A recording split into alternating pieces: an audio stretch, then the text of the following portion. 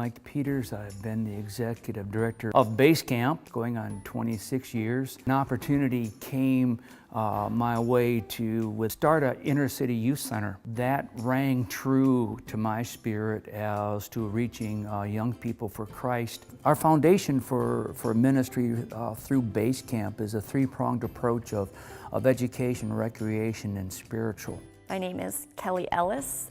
My title is Basecamp Director, and I have been with the organization since its inception nearly 26 years ago. We're going into our 26th school year this year. The name Basecamp actually carries huge significant meaning for us as a ministry and as an organization. When you talk about mountain climbing, when somebody embarks on a climb like that, they always have their base camp, which is their place for resources, for supplies, anything that they may need to sustain them in that climb and to be successful in the climb. For us, as our kids are climbing that kind of proverbial mountain of their life, we want them to know that for them, we are their base camp. And that doesn't just stop. We want to make sure that our kids know that we are their base camp for them throughout their life and not just when they're actively involved and engaging in our programs and our activities. My name is Tyrone Davis, but I go by Ty Davis. And when I got involved, when the doors opened, it started off at a place to hang out, you know. But then we look forward to seeing them. When I see kids come through our doors, when I saw the kids in the inner city back in the early days, I saw me. When I see them, I see me. Going to an elementary school as a Native American, I ran to school every day. I was beat every day by white kids who would pin me up against a tree, beat on me, tear my clothes, put lipstick on my face and call me cochise and crazy horse. They'd spit in my face. And then I had to go to school like that.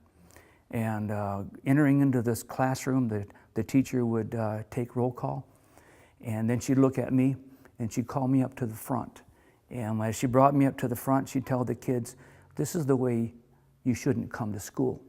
I was too afraid and too ashamed to say that my mom and dad didn't send me out of the house like this. These kids did this to me. Growing up with those self-esteem things of, you're not worth it, you're never going to amount to anything, and being beat on and spit on, when I see these inner city kids walk through our doors, sometimes I see those self-esteem things. My name is Michaela Visser. I started volunteering probably my freshman to sophomore year of high school. The motto is, I believe that God has a plan for my life. I am not an accident, a mistake, or unwanted.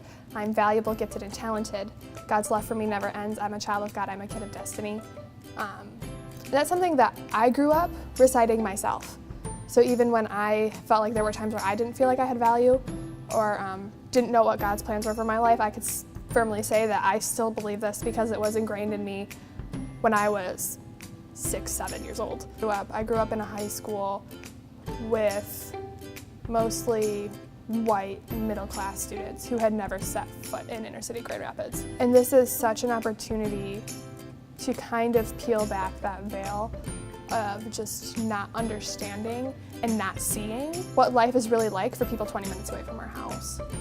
And to truly recognize that there are people here who need the love of God, and that even if it's uncomfortable, that we should still give it, and that ultimately the person who is giving love receives even more in return. I would be foolish to think that I was the one administering the most love in this place, because it's the kids and it's the families who lavish me with it even more than I give to them. I enjoyed it so much. I believe that is what made me, or it helped mold me to be the man that I am today.